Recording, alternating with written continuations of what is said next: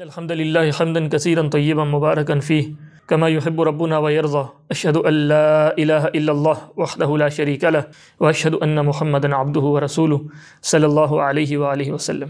جیسا کہ آپ نے پوچھا میوزک حلال ہے یا حرام ہے، یقیناً اس سے پہلے تو یہ اختلاف والی بات نہیں تھی، لیکن ابھی آج کے دور میں یا آج سے کچھ عرصہ قبل کچھ ایسے نام نہاد اسکالر وہ میدان میں آئے، حتیٰ کہ ان کی ظاہری وضاحت ان کی بود و باش وہ اہل علم والا نہیں ہے، وہ شریعت اسلامیہ کے بتائے گئے اصولوں کے مطابق نہیں ہے، لیکن آ کے انہوں نے اپنے آپ کو اسلامی اسکالر ڈکلیئر کروایا، اور اس کے بعد پھر انہوں نے یہ بیان کیا کہ اسلام کے اندر تو میوزک حرام نہیں ہے بلکہ میوزک حلال ہے، جائز ہے، اس کا استعمال کیا جا سکتا ہے، اور پھر انہوں نے اس کی مختلف اقسام نکالیں۔ تو یاد رکھیے اللہ کے رسول صلی اللہ علیہ وسلم کی تعلیمات کیا ہیں۔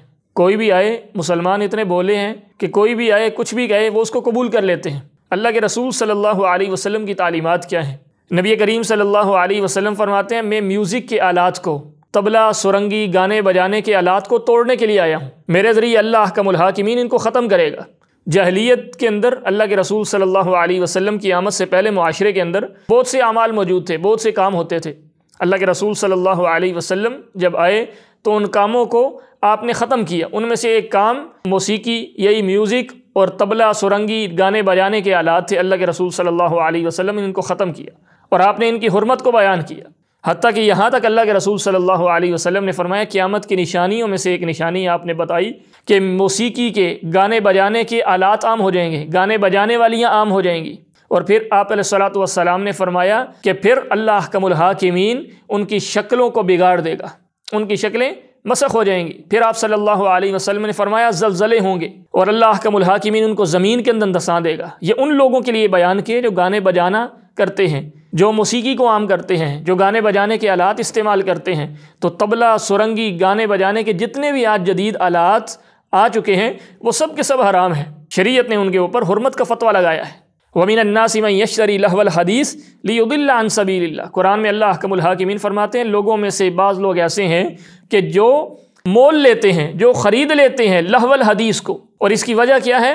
لِيُضِلَّ عَن سَبِيلِ اللَّهِ، تاکہ لوگوں کو اللہ کے راستے سے گمراہ کریں، وَيَتَّخِذَهَا هُزُوًا، اور اس کو کھیل کود بنائیں، ہنسی مذاق بنائیں۔ اللہ فرماتے ہیں ان کے لیے رسوا کرنے والا عذاب ہے قیامت کے دن، کہ جو لوگوں کو لہو الحدیث کے ذریعے سے گمراہ کرتے ہیں۔ اور لہو الحدیث کیا ہے؟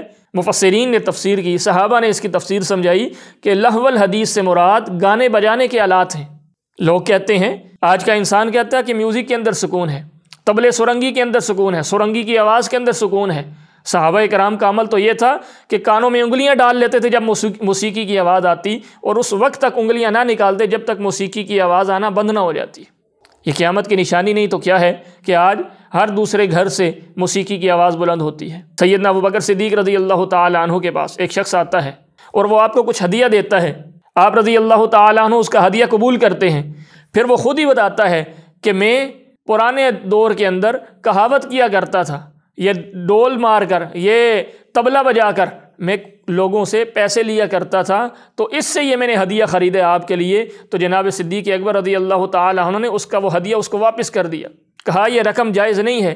تو طبلے سرنگی بجا کر جو رقم کمائی جاتی ہے وہ رقم بھی جائز نہیں ہے ان کے لیے، لیکن ان کا وہ ٹھہرا پیشہ۔ لیکن ہمارے لیے کیا حکم ہے کہ ہم طبلے کی آواز کو اپنے لیے جائز سمجھیں، حلال سمجھیں؟ نہیں، یہ حرام ہے۔ طبلہ، سرنگی، موسیقی، گانے بجانے کے جتنے بھی آلات ہیں، جتنی بھی جدت آ چکی ہے، سب کے سب شریعت کے ٹرم کے اندر، شریعت کی اصطلاح کے اندر وہ حرام ہے۔ ان کا استعمال بھی ناجائز ہے، ان کا استعمال کرنا بھی حرام ہے، اور ان کو سننا بھی گناہ کا باعث ہے۔ اللہ کے حبیب صلی اللہ علیہ وسلم نے فرمایا جو گانا سنتا ہے، موسیقی سنتا ہے، گانے بجانے کے آلات کی آوازیں سنتا ہے، کل قیامت کے دن اللہ احکم الحاکمین اس کے کانوں کے اندر پگھلا ہوا سیسہ ڈالیں گے، سیسے کو پگھلا کر اس کے کانوں کے اوپر ڈالا جائے گا۔ دنیا میں تو اس کے کانوں کے اوپر اللہ احکم الحاکمین فرماتے ہیں پردہ ڈال دیا گیا ہے کہ دنیا میں وہ قرآن کی آواز نہیں سن سکتا، وہ ہدایت کی آواز نہیں سن سکتا، وہ سنت کی آواز نہیں سن سکتا، لیکن کل قیامت کے دن اللہ احکم الحاکمین ان کانوں کے لیے سزا یہ تجویز کر رکھی ہے کہ ان کے اندر سیسہ پگھلا کر ڈالا جائے گا۔ اللہ احکم الحاکمین ہمیں محفوظ فرمائے۔